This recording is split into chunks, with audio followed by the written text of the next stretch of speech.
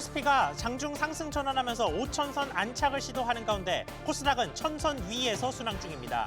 환율은 개장과 동시에 올라 1450원 선을 넘나들고 있습니다.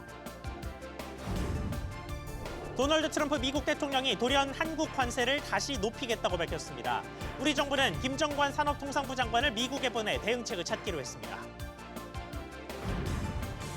한밤 국제 금 현물 가격이 고공행진을 이어가면서 온스당 5,100달러까지 넘어섰습니다.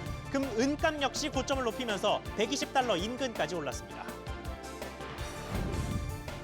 국내 기업의 체감 경기가 3개월 만에 하락 전환한 것으로 나타났습니다. 특히 경영에 곤란을 주는 원인으로 화류를 꼽은 제조업체가 증가세를 보였습니다.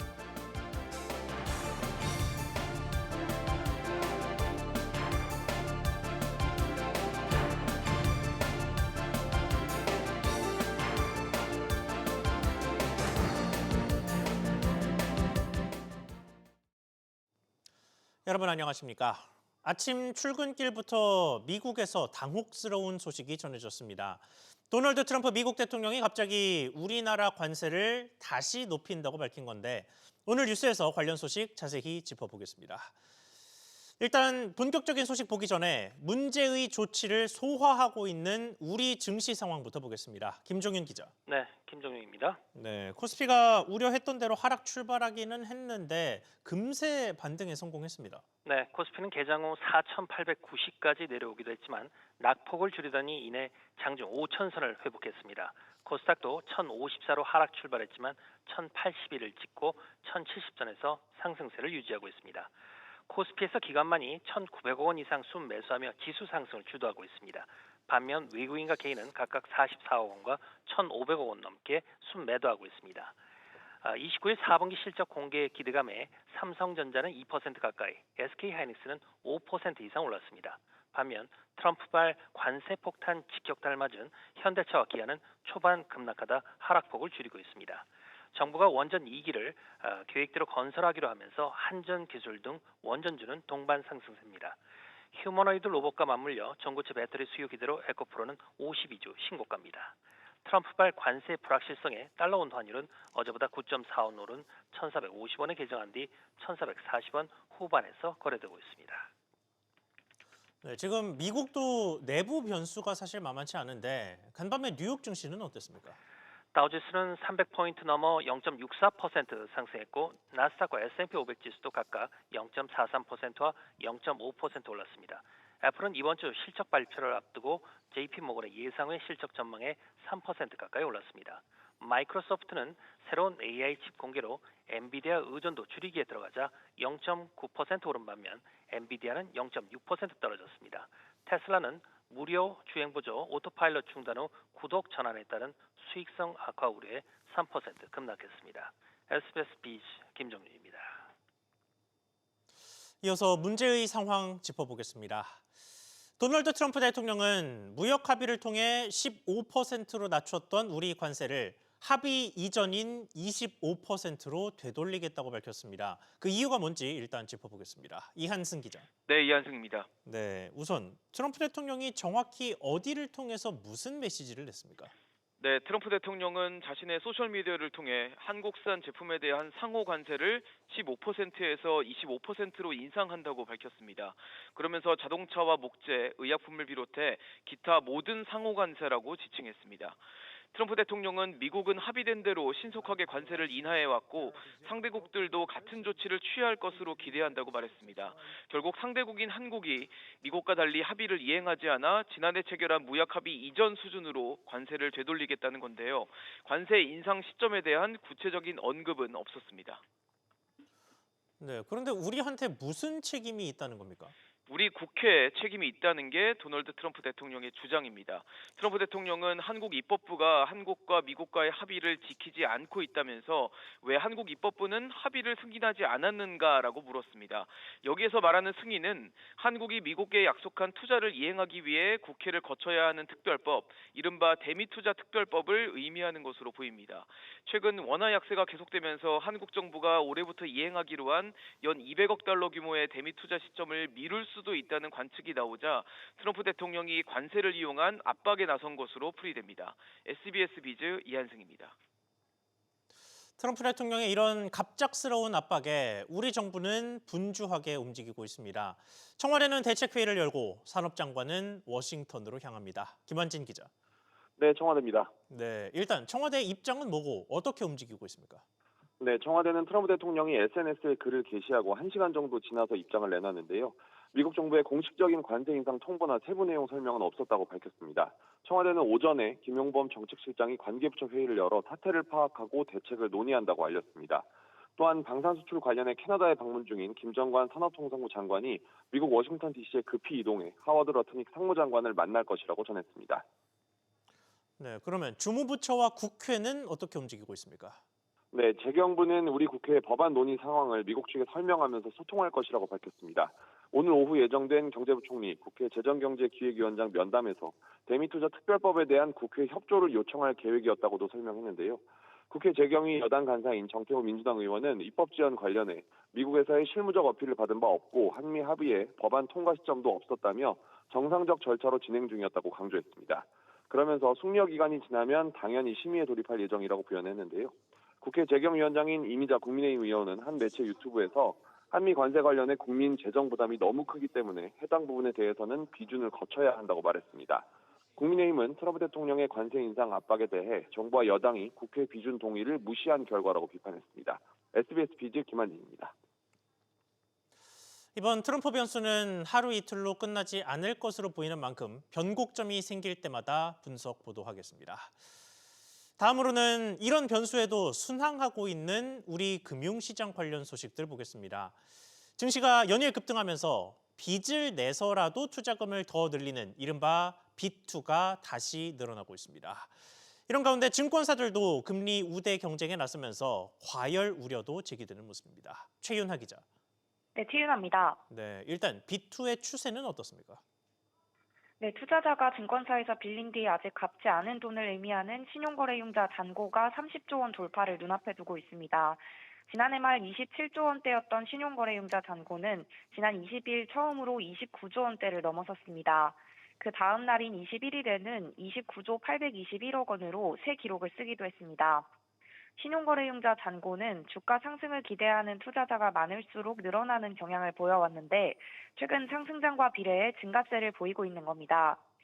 전 세계 1위 수익률을 기록 중인 국내 증시 호황 때문인데요. 불장 속 수익을 극대화하려는 레버리지 투자 수요가 늘어난 영향으로 풀이됩니다.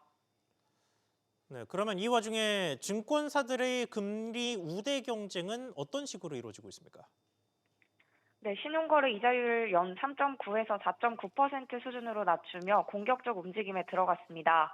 또 타 증권사에서 대출을 갈아탄 투자자들에게는 우대금리를 제공하는 증권사도 등장했습니다. 금리 혜택을 통해 고객 기반을 확대하려는 의도인데요.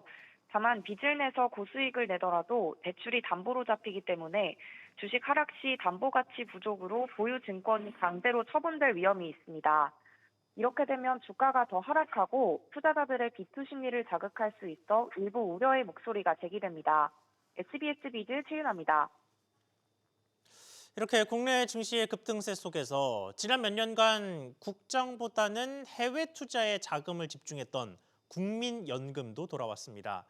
올해 국내 주식의 투자 비중부터 공식적으로 높이고 만약에 주가가 더 뛰어서 그 비중마저도 이탈하더라도 기계적인 주식 매도 작업까지도 일단 하지 않기로 했습니다. 박연신 기자. 네, 박연신입니다. 네, 일단 공식적으로 높인 국내 주식의 비중이 얼마입니까? 네, 국민연금기금운용위원회가 어제 2026년도 제1차 회의를 개최해 국민연금기금 포트폴리오 개선 방안을 심의 의결했는데요. 올해 국내 주식 목표 비중을 기존 14.4%에서 14.9%로 0.5%포인트 올리기로 했습니다. 국내 채권 비중도 당초 계획보다 키워 1.2%포인트 늘리는 반면 해외 주식 목표 비중은 37.2%로 1.7%포인트 낮추기로 했습니다. 이 같은 조치는 국민연금 기금 규모가 1,500조 원대로 불어나면서 주식 외환 시장에서 파급력이 커졌기 때문인데요. 최근 국내 주식 시장의 급등세와 원화 약세에 대응하기 위한 것으로 보입니다. 네, 또 한 가지 의미 있는 결정이 14.9% 비중을 넘기더라도 기계적인 매도를 하지 않기로 했죠. 그렇습니다. 국민연금은 주식이나 채권 등의 비중과 목표 비중에서 이탈이 허용되는 범위도 정해놓고 있는데요. 이때 자산 비중이 목표치를 벗어나면 허용 범위 내에 있도록 자동으로 매도나 매수를 하는 조정 장치를 리밸런싱이라고 합니다. 이를 유예해 기계적 매도나 매수를 한시적으로 하지 않기로 한 겁니다. 현재 리밸런싱 방식은 기금 규모가 700조 원 수준이었던 지난 2019년에 규정된 건데요. 기금위는 지금처럼 기금 규모가 1,500조 원에 달하는 상황에서는 리밸런싱이 시장에 과도한 영향을 줄 수 있다 판단한 것으로 해석됩니다. 즉 국민연금 덩치가 커졌으니 기계적으로 주식을 파는 규칙을 잠시 중단해 시장 상황에 유연하게 대응하겠다는 겁니다. 기금위는 상반기 동안 시장 상황을 점검한 뒤 전략적 자산 배분 허용 범위를 다시 검토할 계획입니다. SBS 비즈 박연신입니다. 각종 국제 불안 속에 요동치고 있는 금과 은값은 간밤에 고점을 더 높였습니다. 국제 금값은 5,100달러를 뚫었고 은값 역시 110달러 선을 돌파했습니다. 정광윤 기자. 네, 정광윤입니다. 네, 우선 금값부터 보겠습니다. 얼마나 올랐습니까? 뉴욕 상품거래소에서 금 현물 가격이 장중 온스당 5,102달러까지 오르면서 역대 최고가를 경신했습니다.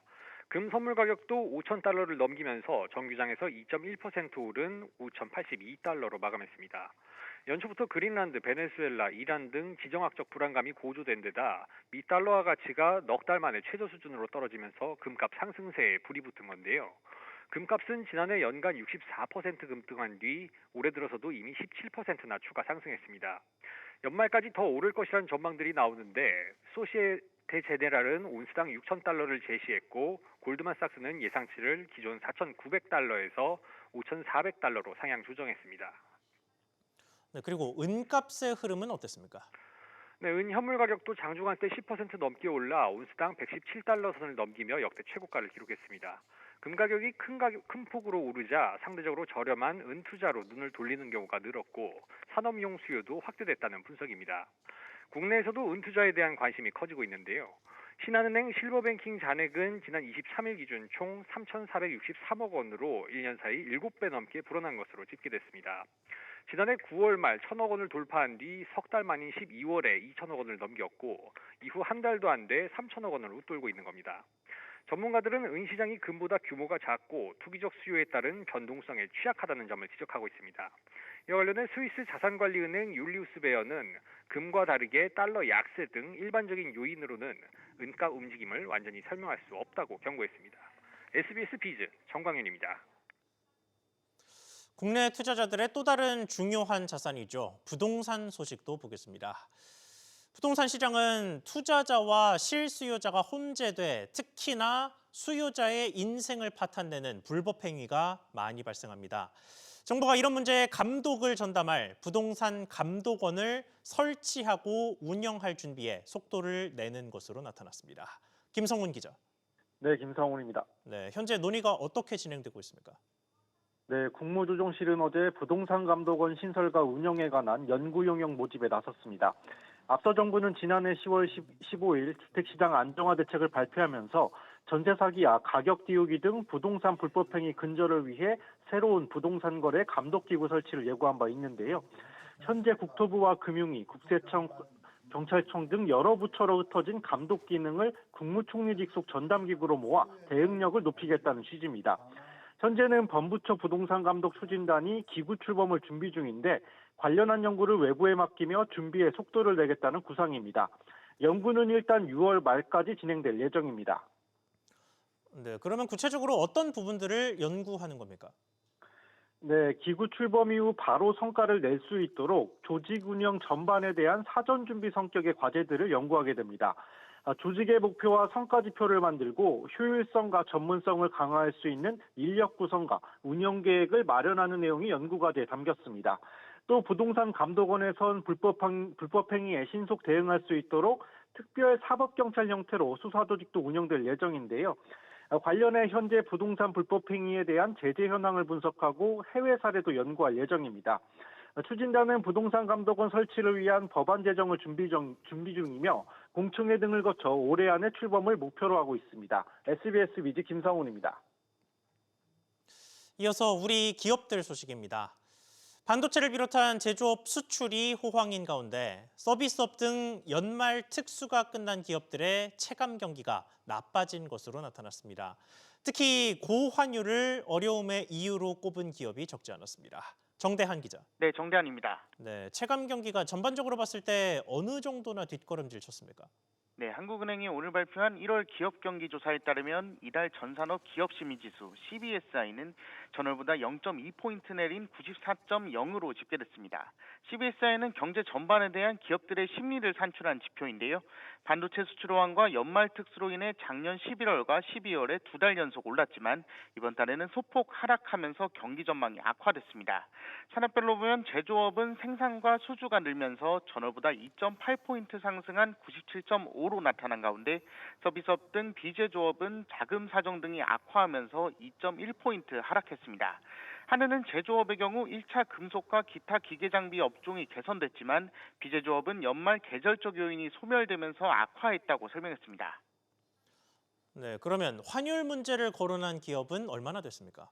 네, 한은에 따르면 경영애로 설문에서 환율을 원인으로 응답한 제조업체 비중이 9.3%에서 9.7%로 상승했고 고환율 등으로 인한 원자재 가격 상승을 꼽은 응답도 0.7%포인트 증가했습니다. 경영애로 사항으로는 제조업과 비제조업 모두 내수 부진을 가장 많이 꼽았는데요. 다만 2월 CBSI 전망치는 제조업과 비제조업 모두 1.0포인트 오른 것으로 집계됐습니다. 이에 대해 한은은 설 연휴 기간이 있는 다음 달 도소매업과 스포츠 여가 관련 업종의 실적 개선으로 비제조업도 개선될 것으로 전망했습니다. SBS 비즈 정대한입니다.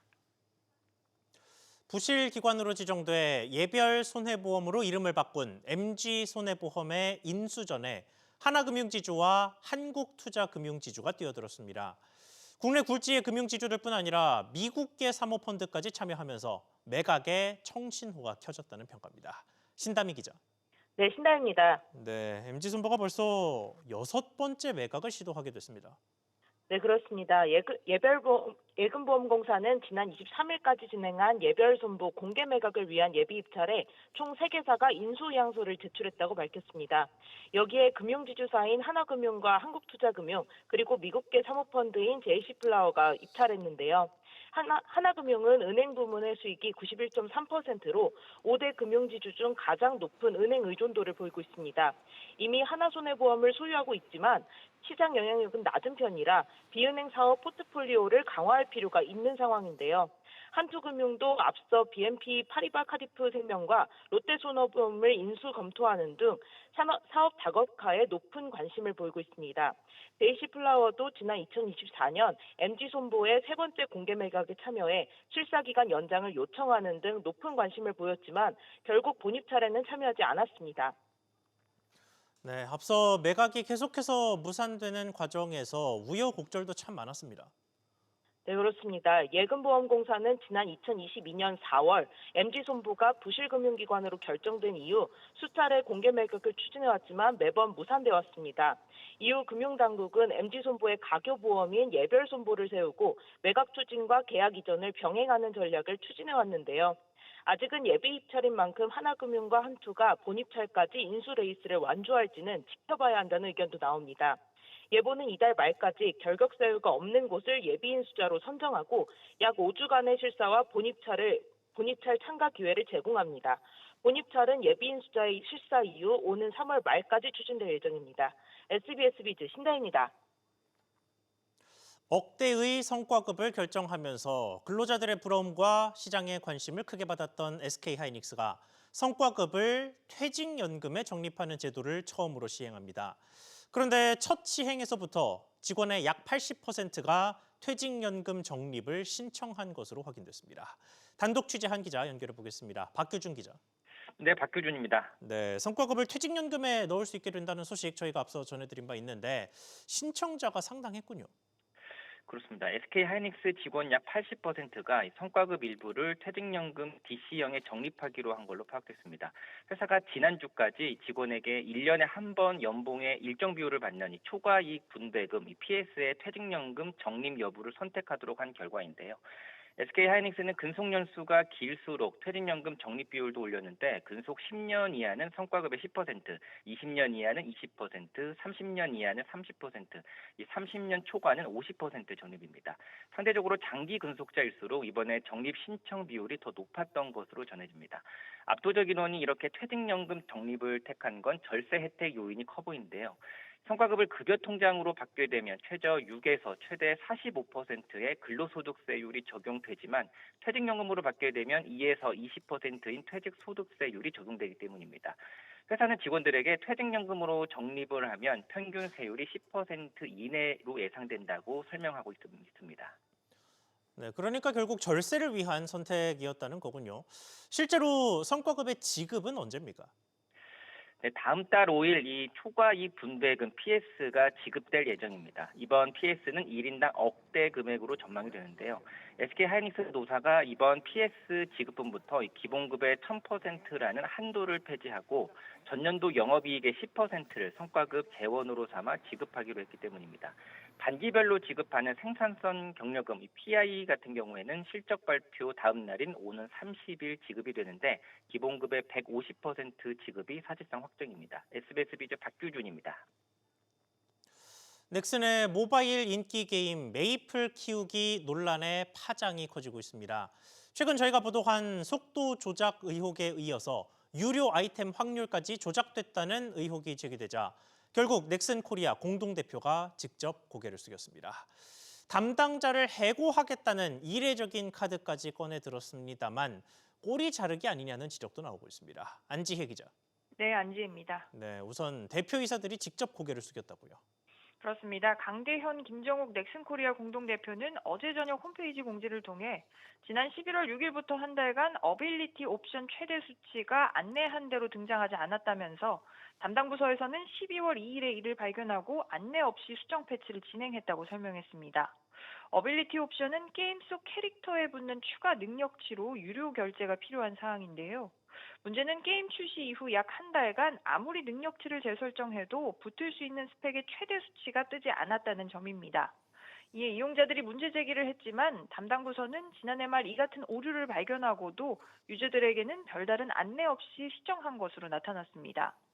두 공동대표는 본인들도 어제까지는 이러한 내용을 몰랐다면서 메이플 키우기 담당 책임자에 대해서 철저히 조사하겠다며 이례적으로 해고까지 언급을 했습니다. 하지만 메이플 키우기 이용자 1000여 명은 담당 책임자 외 어느 선까지 이번 논란에 대해서 미리 알았는지 또 실시간 확률 모니터링 시스템 탐지가 작동하지 않았다는 건 명백한 내부 통제 미비가 아닌지 등 회사 측 해명글의 사실관계를 밝히기 위해서 공정거래위원회의 전자상거래법 위반으로 그대로 신고를 진행한다는 방침입니다. 네, 공론화가 시작되자마자 빠르게 인정한 것도 이례적입니다. 맞습니다. 본격적으로 공론화가 시작된 지 거의 하루 만에 빠르게 회사 측 사과와 보상안이 나왔는데요. 이번 사태가 과거 메이플 스토리 큐브 확률 조작 사건에 대한 기시감을 불러일으키며 공정위 조사를 촉구하는 고객 인원으로 이어지자 회사가 빠르게 백기를 든 것으로 풀이됩니다. 가뜩이나 넥슨은 내일 오후 지난 2024년 공정위의 확률형 아이템 조작 관련 과징금 116억 원 부과건에 불복해 제기한 행정소송 1심 선고를 앞둔 상황입니다. SBS 비즈 안지혜입니다. CJ 올리브영이 글로벌 뷰티 유통사 세포라와 손잡고 미국 시장 공략에 나섭니다. 세포라 매장 안에 인기 한국 제품들을 모아놓은 이른바 K-뷰티 존을 조성한다는 계획인데요. 다만 국내 전통 뷰티 기업인 아모레퍼시픽의 주요 브랜드는 모두 제외되는 것으로 나타났습니다. 우형준 기자. 네, 우영준입니다. 네, 그러니까 아모레퍼시픽은 K-뷰티 존에서 빠진다고요. 네, 복수의 업계 관계자들에 따르면 아모레퍼시픽의 라네즈와 에스트라, 한율 등 주요 브랜드는 K-뷰티존에 포함시키지 않는 방향으로 내부 논의가 이뤄지고 있는 것으로 확인됐습니다. K-뷰티존은 세계 시장에서 영향력이 커지고 있는 K-뷰티 대표 제품들로 구성해 북미 시장을 본격 공략하기 위한 올리브영의 새로운 전략 사업입니다. 다만 아모레퍼시픽은 앞서 세프라와 별도 계약을 맺고 자체적으로 브랜드를 키우고 있습니다. 북미 매출도 지난 2019년 930억 원에서 2024년 5,264억 원으로 약 5배 넘게 성장하면서 독자 노선을 고수한다는 방침으로 풀이됩니다. 네, 그렇다면 세포라의 K뷰티 존에는 어떤 브랜드들이 들어갑니까? 네, 올리브영은 해외 직접 진출이 어려운 중소 인디 브랜드 위주로 K뷰티 존을 구성한다는 계획입니다. 북미 전략은 세포라와 협력하는 중간 벤더 역할과 직접 진출하는 투트랙 방식으로 구상하고 있습니다. 올리브영은 지난해 미국 법인을 설립했고 올해 5월에는 로스앤젤레스에 미국 1호 매장을 열 예정인데 이 매장에는 국내 대형 브랜드들도 함께 입점할 가능성이 있습니다. 이런 공격적인 투자 배경에는 북미 K뷰티 시장이 빠르게 성장하고 있기 때문인데요. 관련 보고서에 따르면 북미 K뷰티 시장 규모는 약 31억 달러, 우리 돈으로 약 4조 5천억 원 수준으로 연평균 두 자릿수에 가까운 성장세를 보이며 오는 2030년에는 100억 달러까지 확대될 수 있다는 전망도 나옵니다. SBS 미주 우영준입니다.